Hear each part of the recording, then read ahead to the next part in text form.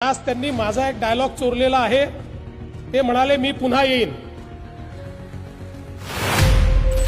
मुझे इस life time achievement award से कोई परेशानी नहीं, मगर मेरे हिसाब से मैं अपनी जिंदगी के करियर में अभी इंटरवल तक भी नहीं पहुंचा हूं। आज से 30 साल बाद फिर आप भी यहीं होंगे, देवेंद्र जी, आप भी यहीं होंगे, इसी मंच पर होंगे, और मैं फिर आऊंगा और सीधा चल के ऊपर आऊंगा, तब भी मैं सम्मान आपसे प्राप्त करूंगा। अनुपम खेरजी यांना आपण पुरस्कार दिला। खरं तर अनुपम खेरजी यांच्याबद्दल काही सांगण्याची आवश्यकताच नाही। अतिशय वर्सटाईल अशा प्रकारचा हा कलावंत, पण आज त्यांनी माझा एक डायलॉग चोरलेला आहे।